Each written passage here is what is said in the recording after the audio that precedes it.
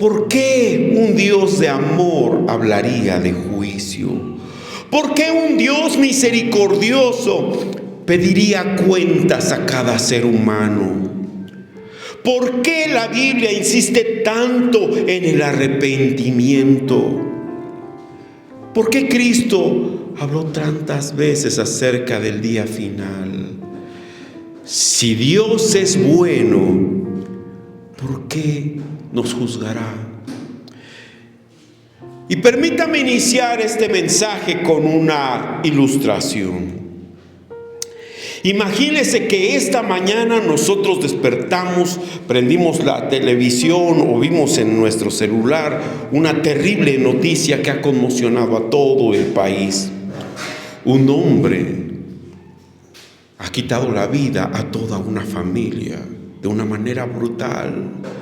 Las pruebas en contra de ese hombre son absolutas. Hay cámaras de seguridad, hay testigos. Las evidencias son contundentes. El mismo acusado ha confesado su crimen. Llega el día del juicio. La sala está completamente llena. Los familiares de las víctimas esperan escuchar un veredicto de justicia porque han quitado la vida a sus seres amados. Y entonces el juez toma asiento. Después de un profundo silencio, pronuncia las palabras que toda la gente está esperando. Van a condenar al asesino. Y el juez termina diciendo, ¿saben qué? No es moralmente responsable este hombre de lo que ha hecho. Este hombre en realidad nunca pudo actuar de otra manera.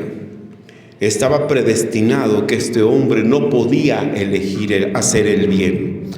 Por lo tanto, este hombre no es moralmente responsable de sus actos y por ello este hombre queda en libertad. Déjeme preguntarle algo, mis amados hermanos. ¿Qué sentiría usted si usted fuera el familiar de aquellas personas que fueron asesinadas por este hombre al cual la justicia no castigó? ¿Llamaría a esto justicia o injusticia? Ese juez no merecería estar en ese cargo, ¿verdad? Porque las víctimas merecen justicia. ¿Y por qué es que nosotros nos indignamos cuando vemos que un juez no actúa de manera justa? Es porque hay algo dentro de nosotros que sabe la diferencia entre el bien y el mal. Porque sabemos que las personas son moralmente responsables de sus actos. ¿Por qué somos personas morales? ¿Qué se necesita para ser una persona moral? Se necesita saber la diferencia entre el bien y el mal. Somos personas que tenemos la capacidad para escoger entre el bien y el mal. Por eso la justicia de todas las naciones del mundo castigan a aquel que ha decidido hacer el mal, porque nosotros como seres humanos somos personas morales, seres morales. Por eso, cuando un niño comparte su pan con otro niño, lo felicitamos, ¿verdad? Por eso, cuando un joven estudia con disciplina, lo recompensamos. Por eso, cuando un bombero arriesga su vida para salvarla de otros, hacemos de él un héroe, ¿verdad? Y por eso, cuando alguien asesina, cuando alguien miente, cuando alguien roba, pedimos justicia. Toda nuestra sociedad funciona sobre una convicción que casi nadie cuestiona, ¿verdad? Todas nuestras decisiones sabemos que tienen consecuencias, somos responsables de nuestros actos, somos moralmente responsables. La Biblia dice que llegará un día en que cada ser humano comparecerá delante de su Creador. Compareceremos uno por uno delante del Dios que conoce cada uno de nuestros pensamientos, delante de un Dios que conoce cada una de nuestras palabras, cada intención de nuestro corazón. Y aquí aparece la pregunta que va a gobernar toda esta predicación. ¿Por qué Dios nos juzgará como responsables de nuestros actos? Si nosotros nunca hubiéramos sido libres para elegir entre el bien y el mal, entre amar a Dios o no, ¿por qué Dios nos va a juzgar? Porque hay quienes dicen que este puñado tiene la gracia para poder escoger el bien y amar a Dios. Y hay quienes dicen que este otro puñado están predestinados para no poder escoger el bien, para no poder escoger el mal. Hagan lo que hagan, nunca lo van a poder escoger. Pero si fuera así, ¿por qué habría un juicio si no existiera responsabilidad moral? ¿Por qué es que Dios invitaría al pecador hacia el arrepentimiento si el pecador no tuviera la capacidad de responder moralmente delante de Él? Y la respuesta la encontramos en las primeras páginas de la Biblia. Dios no creó un universo lleno de máquinas perfectamente programadas. Dios no creó marionetas. Dios creó hombres y mujeres capaces de conocerle, capaces de obedecerle, capaces de amarle. Pero precisamente porque somos capaces de amar, también somos capaces de rebelarnos. A esto se le llama libertad de elección. Quiero pedir algo, mis amados hermanos, que durante unos segundos hagamos un ejercicio de imaginación. Imagine usted que usted pudiera crear un mundo completamente nuevo, que usted pudiera crear un mundo donde no existen guerras. Usted pudiera crear un mundo donde no existiera la corrupción, no existiera la violencia, no existieran las enfermedades, no existieran las lágrimas y no existiera la muerte. Si usted pudiera crear un mundo como eso, diríamos, ¡qué mundo tan maravilloso!, ¿verdad? Alguno tal vez diría, yo crearía un mundo en que todos obedecieran automáticamente y no pudieran rebelarse. Pero es ahí donde viene el verdadero desafío. ¿Cómo impediría usted que la gente hiciera el mal? Cada vez que usted fuerce, ¿verdad?, a las personas para evitar el mal, usted les estaría quitando la libertad de elección. Para prevenir todo el mal del mundo, tendría que quitar toda la libertad.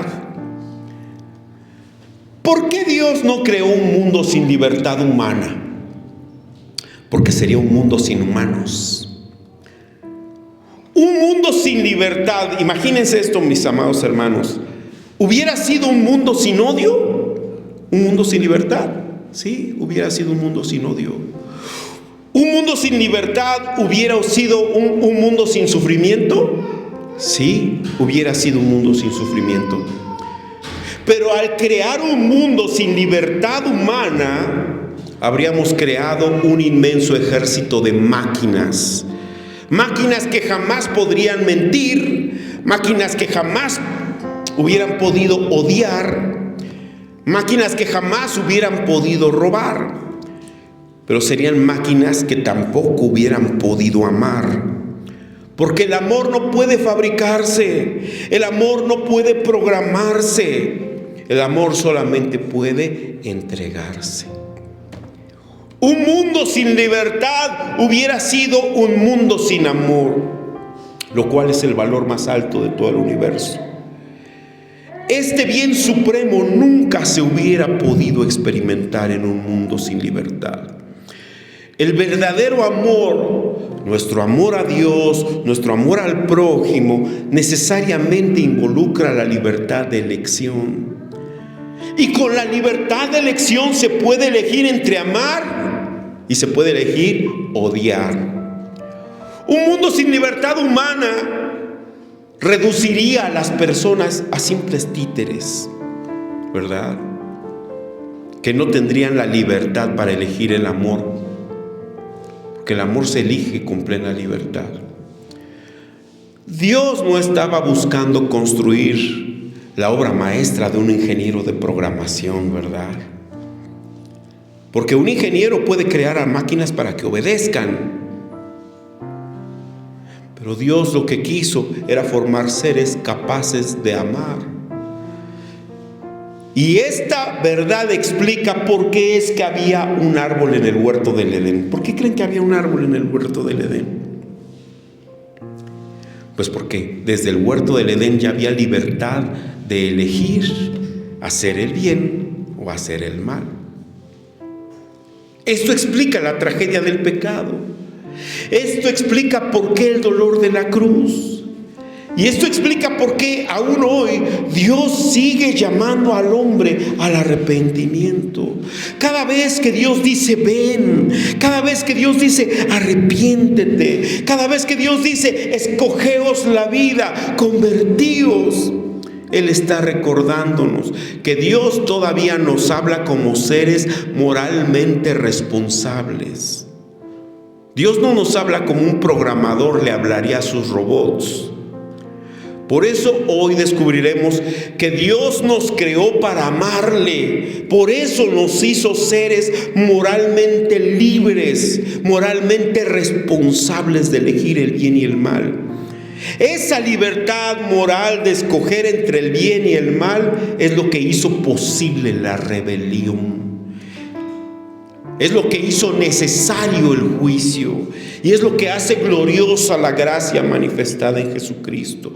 Vayamos al punto número 1. Dios nos creó para amar, no para ser programados.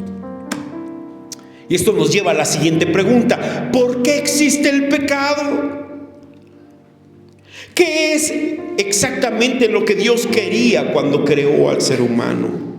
Dios quería fabricar millones de seres que simplemente obedecieran órdenes, como si fueran máquinas perfectamente programadas. Ya vimos que la respuesta es no. En la primera página de la Biblia nos revela algo mucho más hermoso. Y escuche lo que dice la palabra del Señor en Génesis capítulo 1, versículos 26 al 27. Dice: entonces dijo Dios: hagamos al hombre a nuestra imagen, conforme a nuestra semejanza, y señoree en los peces del mar, en las aves de los cielos, en las bestias, en toda la tierra, y en todo animal que se arrastra sobre la tierra. Y creó Dios al hombre a su imagen. A imagen de Dios lo creó, varón y hembra los creó. Dios dijo: hagamos al hombre a nuestra imagen. Eso significa que el ser humano posee una dignidad única dentro de toda la creación. Fuimos creados para conocer a Dios. Fuimos creados para reflejar su carácter. Fuimos creados para vivir en comunión con Él. Fuimos creados para disfrutar de su presencia. Pero sobre todo, fuimos creados para amarle. Porque el amor siempre ha existido en Dios. Dios es amor. Nuestro Dios no comenzó a amar cuando creó el universo. Antes de todas las cosas, desde la eternidad, el Padre ya amaba al Hijo. Y el Hijo ya amaba al Padre. Y el Espíritu Santo participa perfectamente de esa comunión divina. El amor forma parte de lo que Dios es. Por eso, el propósito de la creación nunca fue fabricar esclavos. Lo que Dios quería era formar una familia. El apóstol Juan lo describe en 1 de Juan 4:8. El que no ama no ha conocido a Dios, porque Dios es amor. Un mundo donde existiera la libertad de elección y al mismo tiempo fuera imposible elegir el mal sería una contradicción lógica. Tan absurda como hablar de la existencia de un círculo cuadrado. Si desapareciera toda posibilidad de rechazar el mal, también desaparecería toda posibilidad de escoger el bien libremente. Leamos nuevamente el relato de Edén, Génesis capítulo 2, versículo 16 al 17. Y dice: y mandó Jehová Dios al hombre diciendo: de todo árbol del huerto podrás comer, mas del árbol de la ciencia del bien y del mal no comerás, porque el día que de él comiere, ciertamente morirás. Durante años muchas personas han visto este árbol como si hubiera sido una trampa, como si Dios hubiera colocado un obstáculo para hacer caer al hombre. Pero eso no es lo que enseña la Escritura. El árbol no era una trampa, el árbol era una oportunidad. Era la oportunidad de que el hombre pudiera expresar su amor mediante la obediencia. Porque la obediencia solamente tiene valor cuando nace del amor.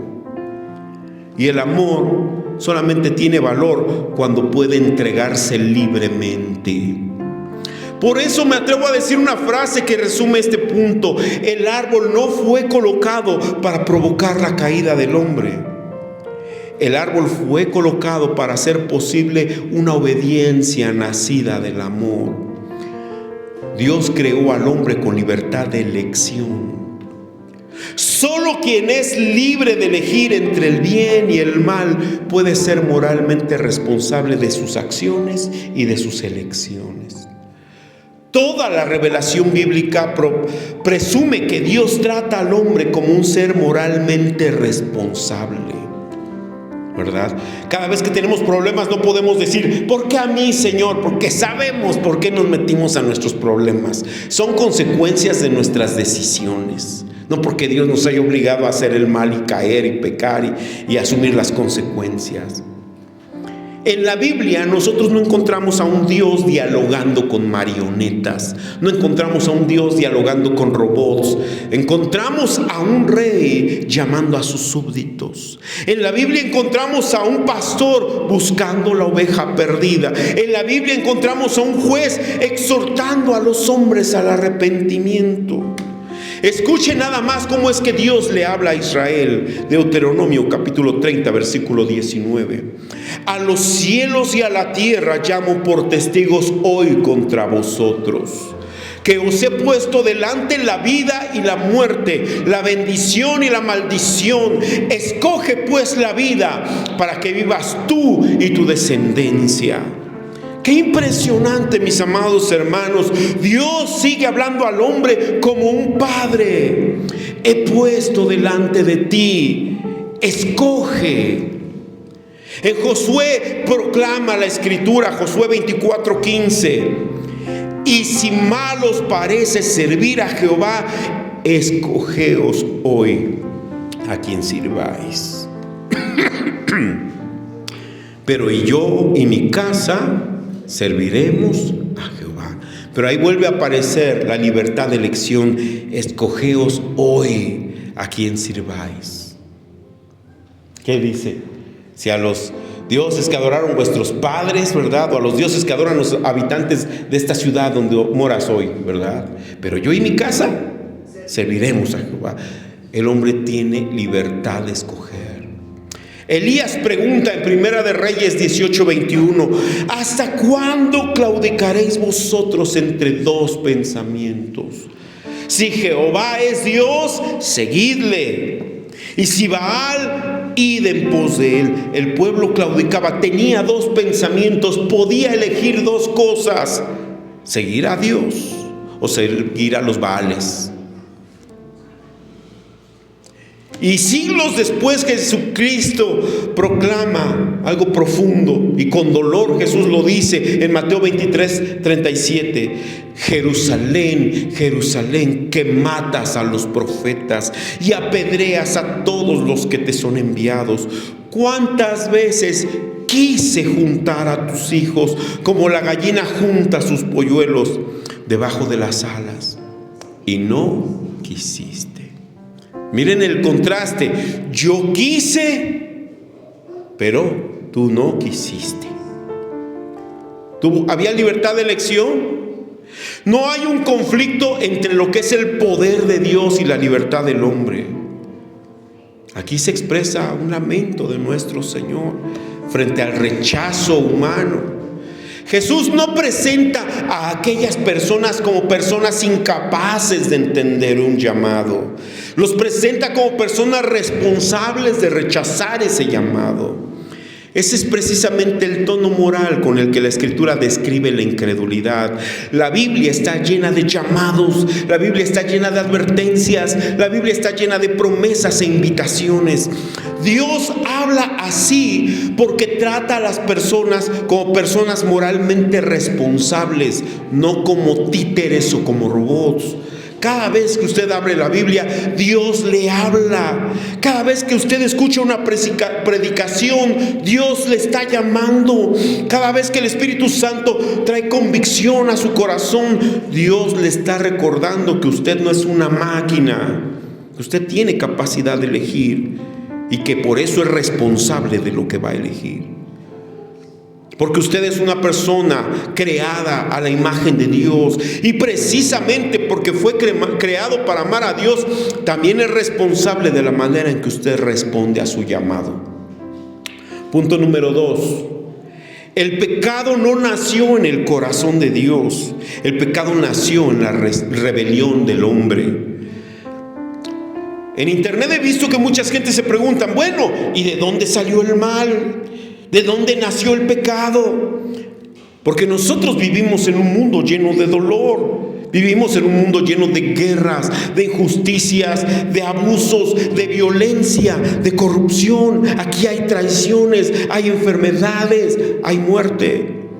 Y muchos preguntándose dónde es que surge el mal, quién creó el mal. Dicen, bueno, pues si Dios creó todas las cosas, entonces Dios debe de haber creado el mal. Entonces Dios debe ser el autor del mal. Esto es una afirmación lógica. Y parece lógica hasta que nosotros abrimos la Biblia y vemos lo que Dios nos explica. Escuche cómo describe Dios a su creación. Génesis 1, versículo 31. Y vio Dios que todo lo que había hecho, ¿verdad? Y vio Dios todo lo que había hecho, y he aquí que era bueno en gran manera. Y vio Dios todo lo que había hecho, y he aquí que era bueno en gran manera. Todo lo que Dios creó era bueno. Quiere decir que Dios no creó el mal. Dice que era bueno en gran manera. Cuando Dios terminó la creación, no existía el mal, no existía la culpa, no existía la violencia, no existía la corrupción, no existía la muerte. Toda la creación reflejaba perfectamente la santidad de su Creador. Pero entonces, ¿qué es lo que ocurrió? Pues la respuesta la encontramos nosotros en Génesis capítulo 3. Génesis 3 del 1 al 6. Dice, pero la serpiente era astuta, más que todos los animales del campo que Jehová Dios había hecho. La cual dijo a la mujer, ¿con que Dios os ha dicho, no comáis de todo árbol del huerto? Y la mujer respondió a la serpiente, del fruto de los árboles del huerto podemos comer, pero del fruto del árbol que está en medio del huerto, dijo Dios, no comeréis de él ni le tocaréis, para que no muráis. Entonces la serpiente dijo a la mujer, no moriréis, sino que sabe Dios que el día que comáis de él, serán abiertos vuestros ojos y seréis como Dios, sabiendo el bien y el mal. Y vio la mujer que el árbol era bueno para comer y que era agradable a los ojos y árbol codiciable para alcanzar la sabiduría. Y tomó de su fruto y comió. Y dio también a su marido, el cual comió así como ella. Observe, mi amado hermano, con atención. La serpiente tentó. Eva escuchó, Adán decidió y el pecado entró en el mundo. Pero hay algo que nosotros debemos notar. La serpiente no obligó a Eva. Eva no obligó a Adán. Y Dios nunca empujó a ninguno de ellos hacia el pecado. La decisión nació en el corazón del ser humano. Y esto nos lo explica Santiago. En el libro de Santiago, capítulo 1, versículos 13 al 15, dice, cuando alguno es tentado, no diga que es tentado de parte de Dios, porque Dios no puede ser tentado por el mal, ni Él tienta a nadie, sino que cada uno es tentado cuando de su propia concupiscencia es atraído y seducido. Entonces la concupiscencia, después de haber concebido, da a luz el pecado. Y el pecado, siendo consumado, da a luz la muerte. Este es un versículo muy contundente. Santiago elimina cualquier posibilidad de culpar a Dios. No dice que el pecado nace por decreto de Dios. No dice que el pecado nace de la naturaleza de Dios. No. Este pecado, de alguna manera, esta porción de la Escritura dice que nace del corazón del hombre, ¿verdad? Nace cuando una persona es atraída y seducida por su propia concupiscencia. La concupiscencia es nuestro deseo de la carne. Satanás sabe cuál es el anzuelo para cada uno. Él sabe de qué patita cojeamos. Es el tentador, ¿verdad? Pero el problema nunca ha estado en Dios. El problema apareció en el corazón del hombre. Jesús confirmó exactamente esta misma verdad. Leamos Marcos 7 del 20 al 23. Pero decía que lo que del hombre sale, eso contamina al hombre. Porque de dentro del corazón de los hombres salen los malos pensamientos, los adulterios, las fornicaciones, los homicidios, los hurtos, las avaricias, las maldades, el engaño, la lascivia, la envidia, la maledicencia, la soberbia, la insensatez. Todas estas maldades de dentro salen y contaminan al hombre. ¿Escuchó, mi amado hermano? Jesús dice que el pecado sale del corazón del hombre. Es el corazón rebelde el que produce el pecado. Y aquí nosotros debemos hacer una distinción muy importante, ¿verdad?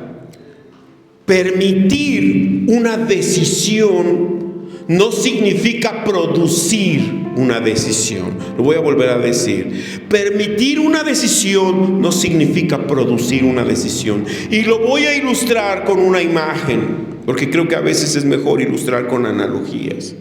Imaginen ustedes a un padre amoroso que durante cierto tiempo, ponga usted 1 año, 2 años, el papá se ha sentado junto con su hijo en el automóvil, le ha enseñado a manejar, lo ha acompañado, le ha enseñado las leyes de tránsito, le ha enseñado los peligros y las responsabilidades que adquiere un hombre para ir tras del volante, ¿verdad? Y después de haber visto que su hijo maneja bien, que su hijo respeta las señales y los reglamentos de tránsito, que su hijo se comporta adecuadamente y no pone en peligro ni su vida ni la de los demás, entonces ese padre amoroso le da las llaves y le dice: hijo, el auto es tuyo. De repente entonces el hijo, en esa misma tarde para celebrar, se va con sus amigos y se pone a tomar. Y termina completamente ebrio. Y manejando de regreso a su casa, ocasiona una desgracia, arrebatándole la vida a algunas personas. Ahora pregunto, ¿quién causó el accidente? ¿El padre o el hijo? Alguien podría decir: bueno, es que el padre le permitió manejar. Al darle las llaves, él creó la posibilidad de que el hijo hiciera algo malo. Pero permitir no es lo mismo que provocar. El padre dio una responsabilidad. El hijo decidió usar esas llaves para hacer el mal.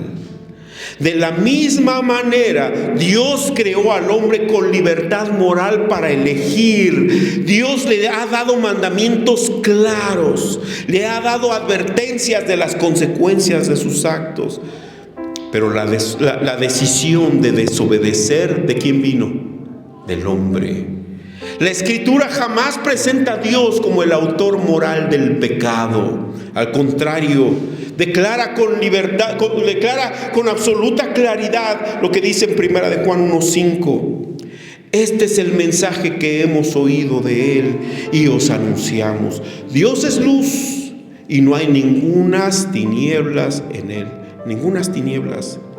Él no es el autor del mal. Él no es el causante, en Él no hay tinieblas. Es el ser humano responsable moralmente por cada una de sus decisiones. Cuando Dios juzga, Él no va a juzgar marionetas que no tenían opción. Él no va a juzgar robots que fueron programados para hacer el mal. Dios va a juzgar a las personas porque las personas somos moralmente responsables de nuestros actos, moralmente responsables de nuestras decisiones.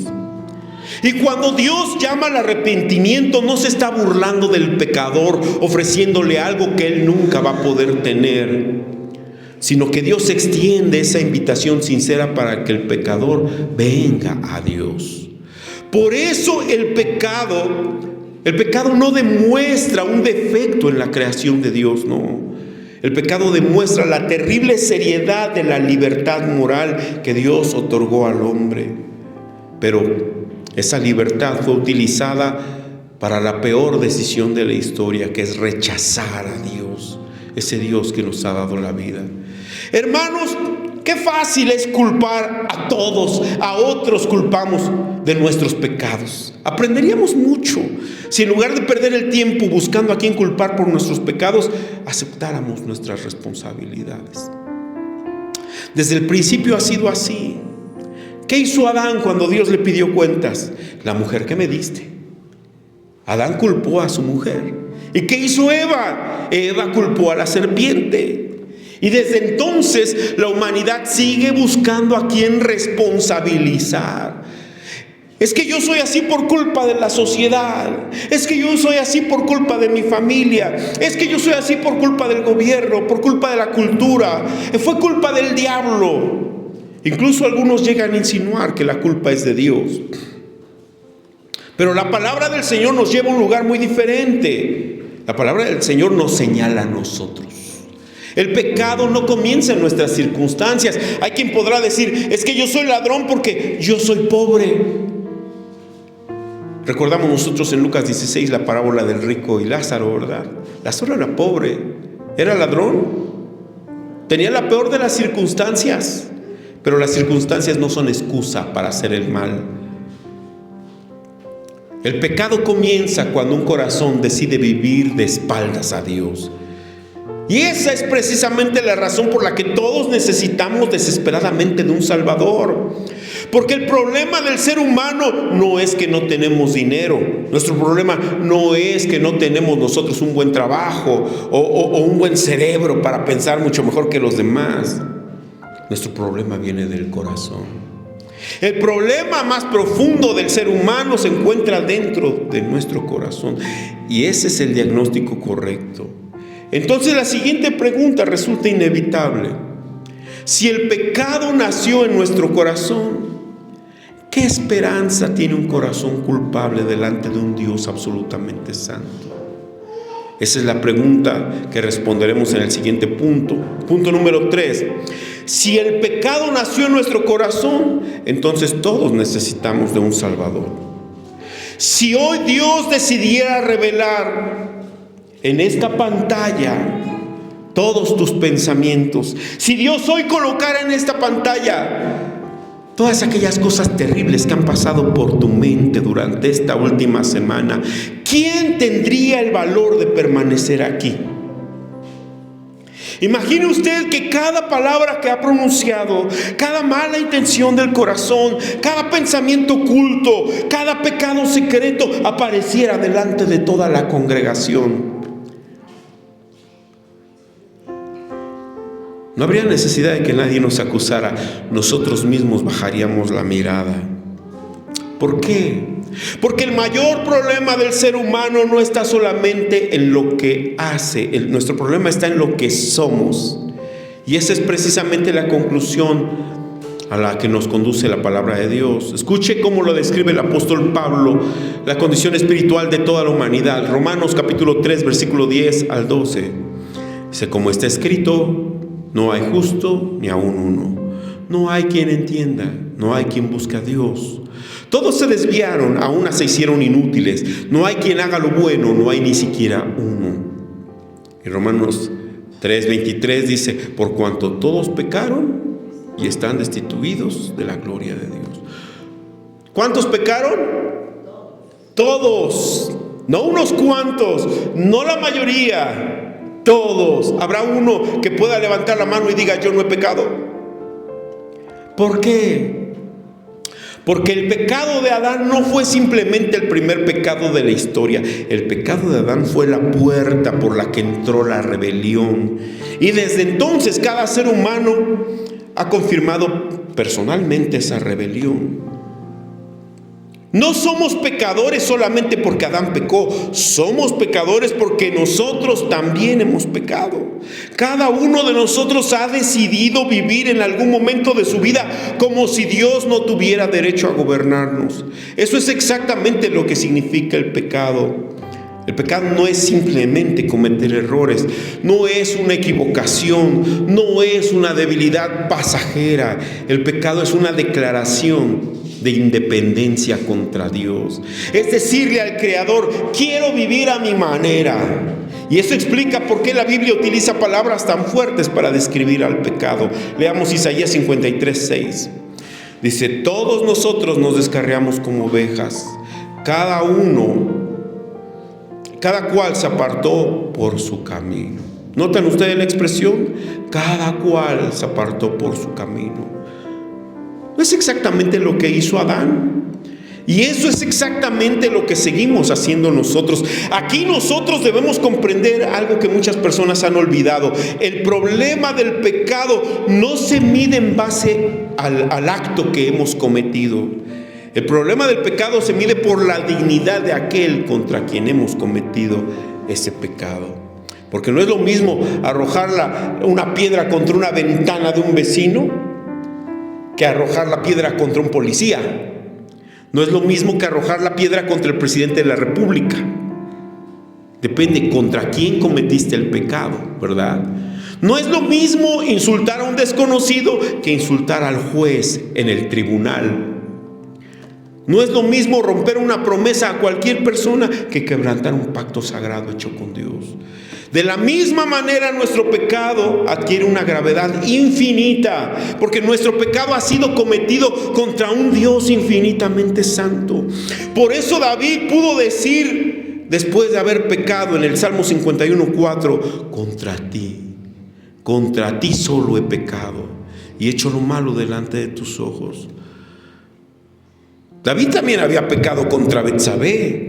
David también había pecado contra Urías. David había pecado contra toda la nación, pero comprendía que antes que nada había ofendido a un Dios santo. Y aquí encontramos nosotros una verdad que cambia completamente nuestra manera de entender la justicia divina. Dios no juzga el pecado porque sea un Dios irritable.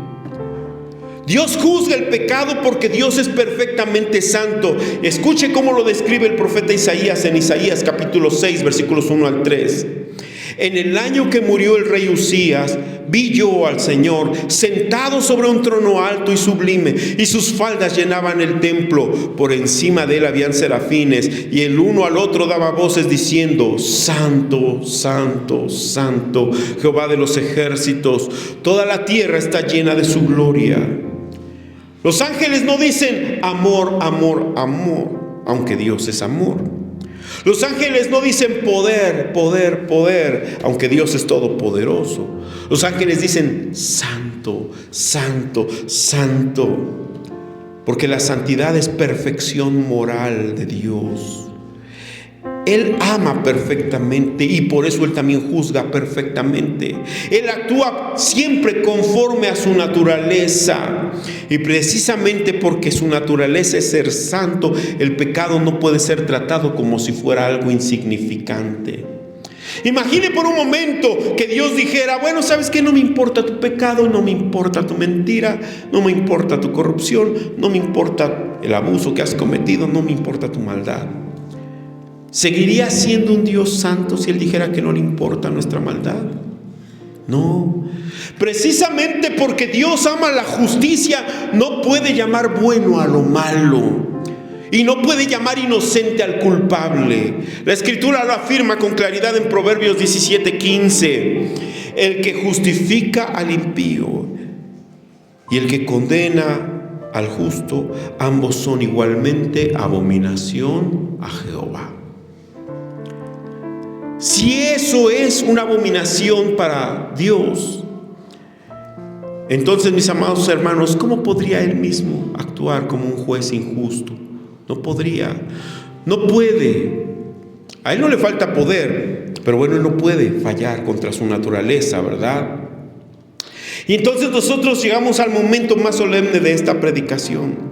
Si Dios es absolutamente santo y nosotros somos verdaderamente culpables, ¿qué esperanza queda para nosotros? Porque no basta con reconocer que Dios existe, no basta con asistir a una iglesia, no basta con emocionarse cuando escuchamos una predicación. Nuestra culpa sigue siendo real y ninguna cantidad de obras buenas puede borrar un pecado que ya cometimos.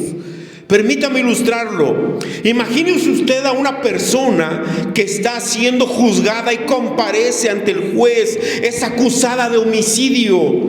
Las pruebas en contra de esa persona son contundentes. Y entonces el acusado le dice al juez: es cierto, señor juez, yo cometí ese delito, yo cometí ese crimen.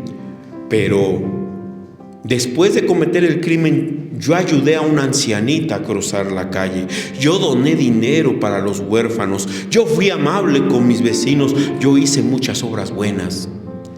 ¿Qué respondería ese juez justo? Le diría: muy bien, por esas buenas acciones que son tan valiosas, ¿usted puede irse libre? ¿Eso le diría?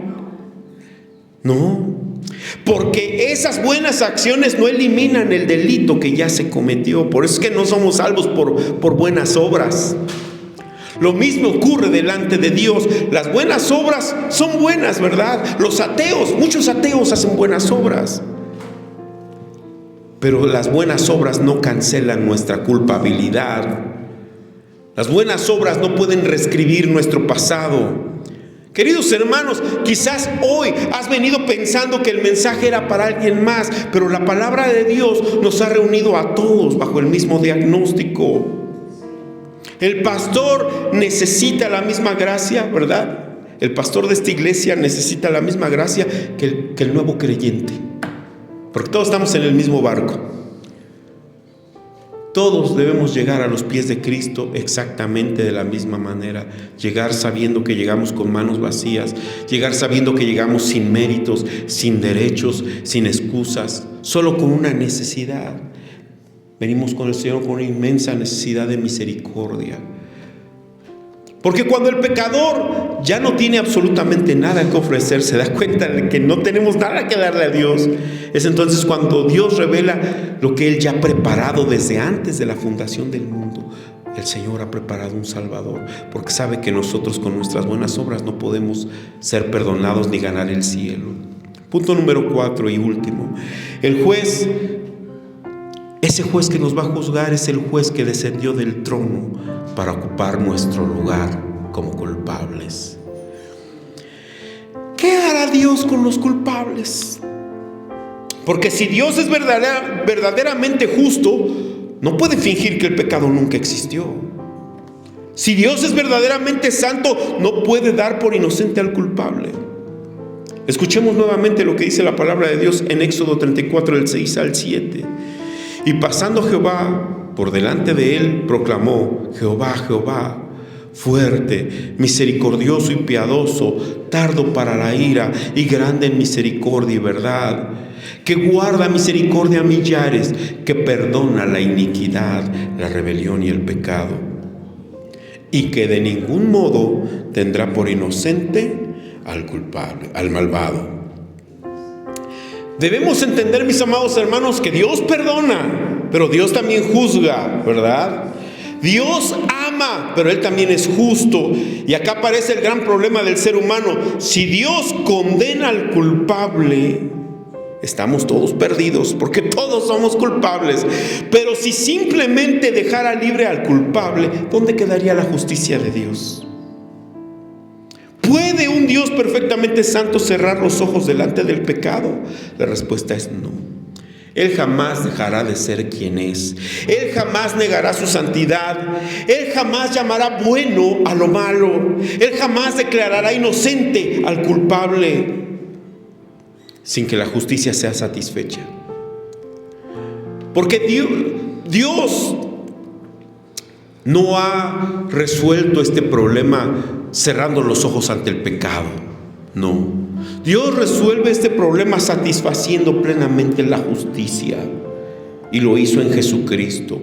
Escuchen las palabras del profeta Isaías, que lo escribe más de 700 años antes, ¿verdad? Isaías escribe esto 700 años antes de la cruz del Calvario. En Isaías 53, del 4 al 6 dice: ciertamente llevó Él nuestras enfermedades y sufrió nuestros dolores, y nosotros le tuvimos por azotado, por herido de Dios y abatido. Mas Él herido fue por nuestras rebeliones, molido por nuestros pecados. El castigo de nuestra paz fue sobre Él, y por su llaga fuimos nosotros curados. Todos nosotros nos descarriamos como ovejas, cada cual se apartó por su camino, mas Jehová cargó en Él el pecado de todos nosotros. Detengámonos un momento en esto. Observemos cuidadosamente lo que dice el texto. Él fue herido por nuestras rebeliones. Él fue molido por nuestros pecados. Nuestro castigo cayó sobre Él. Nosotros éramos culpables, Él era inocente. Nosotros habíamos quebrantado la ley, Él la guardó y la cumplió perfectamente. Nosotros merecíamos el juicio, pero Él tomó nuestro lugar. Eso es el Evangelio. No es que Dios haya dejado de ser justo, es que la justicia cayó sobre el único que podía llevarla sin haberlo merecido. Ahora entendemos por qué Juan el Bautista, al acercarse a Jesús, exclamó en Juan 1:29: he aquí el Cordero de Dios que quita el pecado del mundo. No dijo: he aquí el que ignora el pecado. Él dijo: el que quita el pecado. ¿Y cómo lo quita? Cargando sobre sí mismo la condenación que todos nosotros merecíamos. Y Pablo explica este milagro con palabras sublimes, mis amados hermanos. Romanos 3, del 25 al 26. A quien Dios puso como propiciación por medio de la fe en su sangre, para manifestar su justicia, a causa de haber pasado por alto en su paciencia los pecados pasados, con la mira de manifestar en este tiempo su justicia, a fin de que Él sea el justo y el que justifica al que es de la fe en Jesús.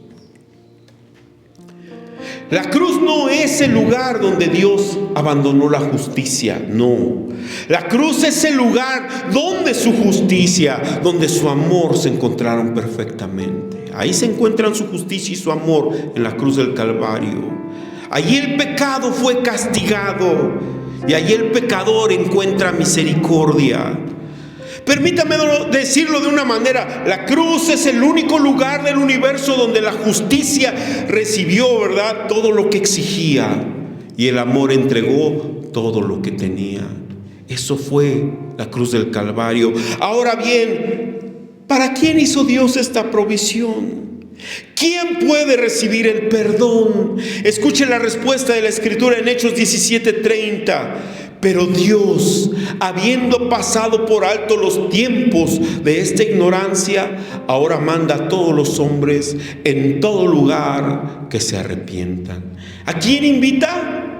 A todos los hombres, en todo lugar, para que se arrepientan. No nada más este puñadito, ¿verdad? Y estos no recibieron invitación, porque estos fueron predestinados para nunca poder escoger el mal. Estos fueron predestinados para nunca poder aceptar el sacrificio de Jesús y amar a Dios, porque es lo que algunos opinan, ¿no? Que solamente unos pueden aceptar el bien y estos jamás podrán, porque no fueron predestinados. No, la Biblia dice, ¿verdad? Pero Dios, habiendo pasado por alto los tiempos de esta ignorancia, ahora manda ¿a quiénes? A todos los hombres, en todo lugar, a que se arrepientan. Entonces la invitación no fue para un puñadito de personas que fueron predestinadas, la invitación fue para todas.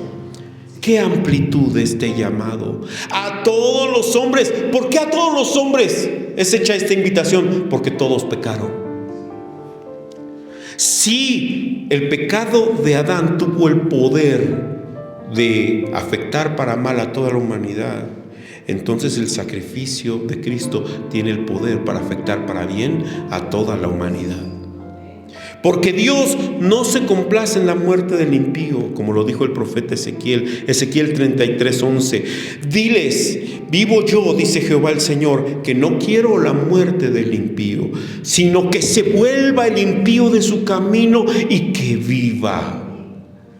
Volveos de vuestros malos caminos. ¿Por qué moriréis, oh casa de Israel?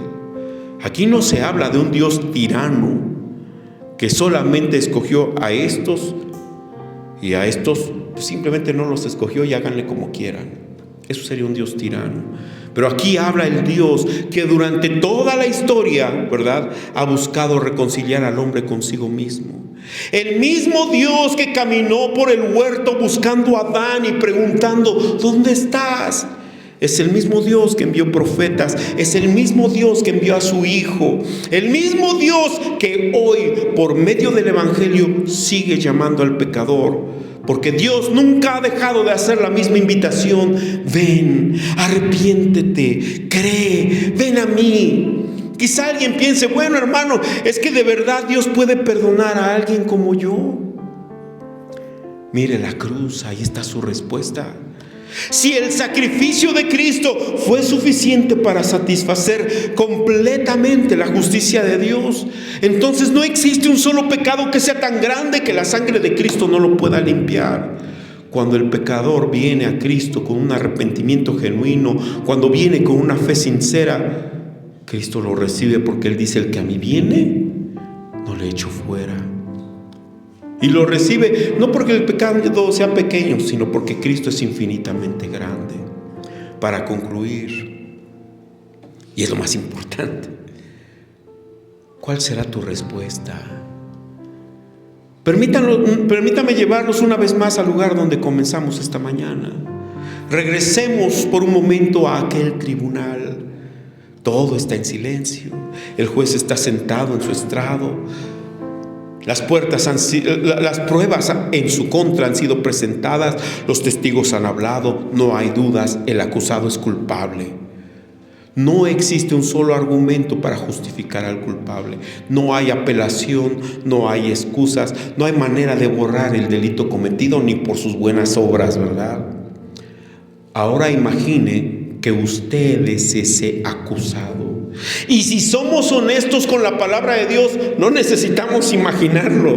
Ese acusado somos nosotros. La Biblia ya presentó las pruebas. No hay justo, ni aún uno. Todos pecaron, todos nos descarriamos como ovejas, cada cual se apartó por su camino.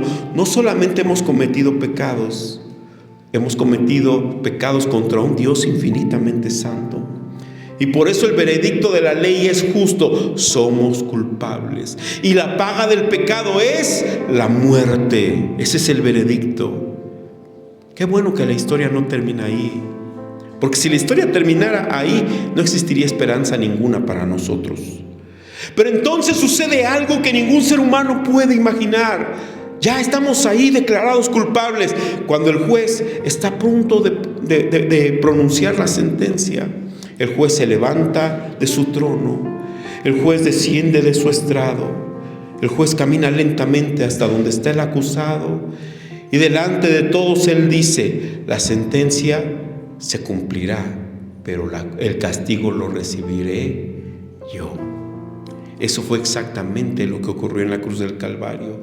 El Hijo eterno de Dios descendió del cielo. Él vivió la vida perfecta que ninguno de nosotros juntos hubiera podido vivir jamás. Y después Él cargó voluntariamente la condenación que nosotros merecíamos. Por eso cuando Cristo exclamó en Juan 19:30, consumado es, Él no estaba diciendo, bueno, aquí se terminó mi sufrimiento. No, Él estaba proclamando: la deuda ha sido pagada. La justicia ha quedado satisfecha, la condena fue soportada, el precio fue cancelado, la puerta de la salvación ha quedado abierta. Hermanos, la cruz nos enseña dos verdades que jamás podemos separar. Por un lado nos dice cuán terrible fue nuestro pecado, ¿verdad? Cuán terrible es el pecado. Si hubiera existido otra manera de salvarnos, el Padre no habría tenido que mandar a su Hijo.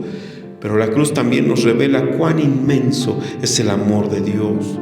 Porque el mismo Dios cuya justicia exige el castigo es el mismo Dios cuyo amor proveyó el sacrificio. En Cristo la justicia no fue ignorada. En Cristo la justicia fue plenamente satisfecha. Y la misericordia de Dios es gratuita pero no barata. Fue comprada al precio de la sangre del Cordero. Por eso el Evangelio no nos llama a admirar simplemente una doctrina, una denominación. Nos llama a responder al llamado de una persona. Amén. Porque toda la Biblia conduce hacia este momento. Desde el árbol del Edén hasta la cruz del Calvario. Desde el primer Adán hasta el postrer Adán. Desde la primera invitación de Dios en el huerto. ¿Dónde estás? Hasta la última invitación de la Biblia. Escuche cómo termina la palabra de Dios en Apocalipsis 22:17. Y el Espíritu y la esposa dicen: ven, ven. Y el que oye diga: ven. Y el que tiene sed, venga. Y el que quiera tomar del agua de la vida gratuitamente. Qué escena tan hermosa, mis amados hermanos. La Biblia comienza con Dios buscando al hombre que huía de él. Y termina con Dios invitando al hombre a venir libremente a él. Ese es el corazón de un padre. Ese es el corazón de un Dios que llama, de un Dios que espera, de un Dios que ofrece gracia, un Dios que abrió un camino por medio de Jesucristo. Quizás hoy hay personas que han escuchado esta predicación y piensan: hermano, pero es que usted no me conoce, yo he pecado demasiado. Hermano, mire la cruz. No encontrará un pecado más grande que la gracia de Cristo. Quizá otro diga: bueno, hermano, es que usted no me conoce, yo he desperdiciado toda mi vida. Hermano, mira la cruz. El ladrón que murió junto a Jesús llegó con Jesús con las manos vacías y salió con la promesa del paraíso. Cristo no rechaza al pecador arrepentido, no rechaza al que viene con fe, no rechaza al que reconoce su culpa y se aferra a la cruz. Él lo recibe. Él recibe al pecador, Él lo perdona, Él lo transforma, Él hace nuevas cosas en esa persona. No quiero terminar este mensaje sin recordar algo muy solemne. Ese Dios que hoy dice: ven, es el mismo Dios que un día dirá: se acabó el tiempo. La gracia tiene una puerta abierta, pero esa puerta no permanecerá abierta para siempre. La Escritura dice en Hebreos 9:27: y de la manera que está establecida para los hombres, que mueran una sola vez y después de esto el juicio.